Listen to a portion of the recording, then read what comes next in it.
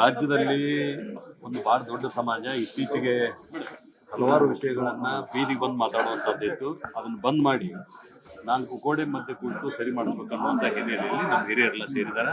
ಒಳ್ಳೆ ಸೌಹಾರ್ದಯುತವಾದಂಥ ಒಂದು ವಾತಾವರಣದಲ್ಲಿ ಮಾತುಕತೆ ನಡೆದ.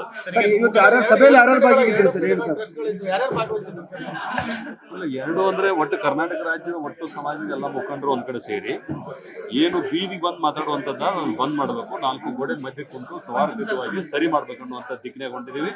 ಒಂದು ಸೌಹಾರ್ದಯುತ ಮಾತುಕತೆ ನಡೆದು ಒಳ್ಳೇದಾಗಿ. ಇಬ್ಬರು ಸ್ವಾಮಿಗಳು ಎರಡೂ ಸಮಾಜದ ಟ್ರಸ್ಟ್ಗಳು ಸಹಿತ ಇವತ್ತು ಸಮಾಜ ಸ್ವಾಮಿಗಳು ಹೊರಗಿಟ್ಟು ಸಭೆ ಮಾಡ್ತಿದ್ರು, ಏನ್ ಸರಿ? ಅಲ್ಲ, ಸಮಾಜದ ಮುಖಂಡರು ಸೇರಿದಾರ, ಸ್ವಾಮೀಜಿ ಅವ್ರನ್ನ ಕರೆದಿಲ್ಲ. ಎರಡನೇ ಹಂತದಲ್ಲಿ ಅವ್ರನ್ನು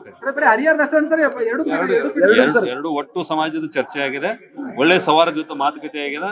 ಒಳ್ಳೆ ಒಂದು ರಿಸಲ್ಟ್ ಬರ್ತದೆ. ಯಾರು ಇದ್ರು ಸರ್ ಒಂದು ಬಸನಗೌಡ ಪಾಟೀಲ್ ಯತ್ನಾಳ್ ಅವರಿದ್ರು, ಸಿ ಪಾಟೀಲ್ ರವರಿದ್ರು, ಮುರುಗೇಶ್ ನಿರಾಣಿ ಅವರಿದ್ರು, ಅರವಿಂದ್ ಬೆಲ್ಲದವರಿದ್ರು, ಆಮೇಲೆ ಬಾವಿ ಬೆಟ್ಟಪ್ಪನವರು, ನಮ್ಮ ಉಮಾಪತಿ ಅವರು, ಶಿವಶಂಕರ್ ಅವರು, ಅನೇಕ ಜನ ಎಲ್ಲ ಪ್ರಮುಖರು ಟ್ರಸ್ಟಿಗಳು ಇದ್ರು ಮತ್ತು ಸಮಾಜದ ಮುಖಂಡರು.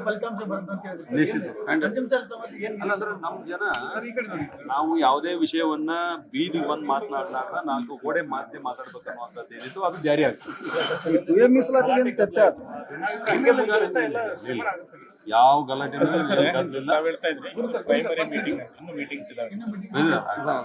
ಒಳ್ಳೆ ರಿಸಲ್ಟ್ ಬರ್ಬೇಕಂದ್ರೆ ನಡಿಬೇಕು.